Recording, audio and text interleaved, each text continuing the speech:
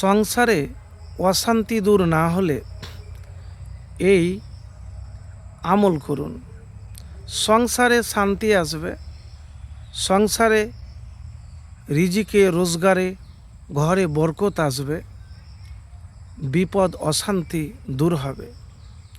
প্রিয় ভাই, যখন দেখছেন যে সংসারে অশান্তি, বিপদ দূর হয় না, কঠিন পেরেশানিতে আছেন, কোনোভাবেই কোনো কুল কিনারা পাচ্ছেন না, তো হতাশ হবেন না। অনেক সময়তে কি করা যায় যে হতাশ হয়ে যায়, তো হতাশ আপনি হবেন না। যে আমল করবেন অশান্তি হতে গেলে যদি হয়, তো সূরা বাকারা প্রতিদিন সকালবেলাতে পড়বেন। প্রতিদিন সকালবেলাতে সূরা বাকারা আপনি পড়বেন, কতটুকুন পড়বেন যতটুকুন পারবেন। আর একটি দোয়া আপনি পড়বেন। কোন দোয়ার কথা?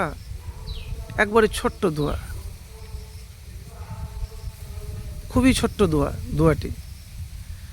তো যে দোয়াটির কথা বলবো, আসমা বিনতু উমাইস থেকে বর্ণিত।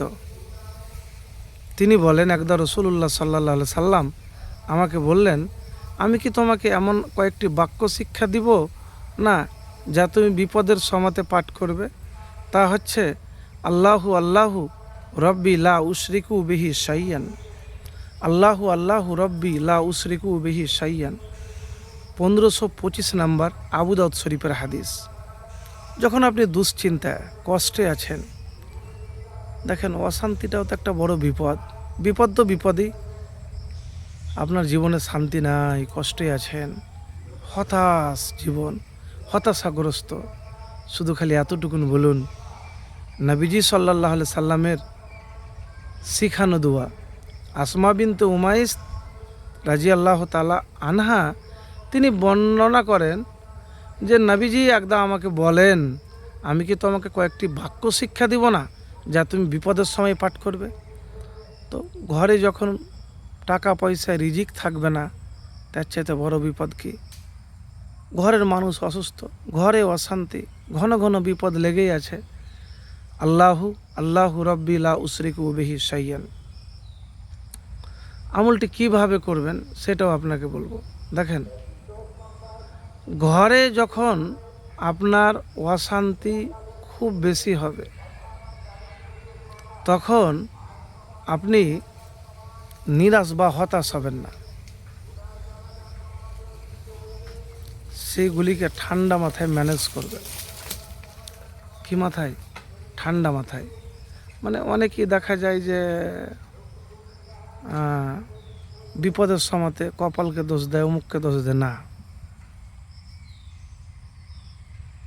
আগে নিজে পারফেক্ট হবেন, সবুরকারী হবেন, তারপরে ফ্যামিলিকে মানে আপনার পরিবারকেও সবুরের শিক্ষা দিবেন, ধৈর্যের শিক্ষা দিবেন।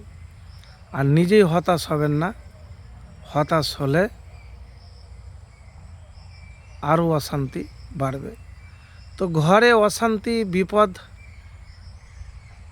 থাকবে না, সংসারে উন্নতি হবে ইনশাআল্লাহ। এই যে আমলের কথা বললাম, এই আমলটি একবার করে দেখুন।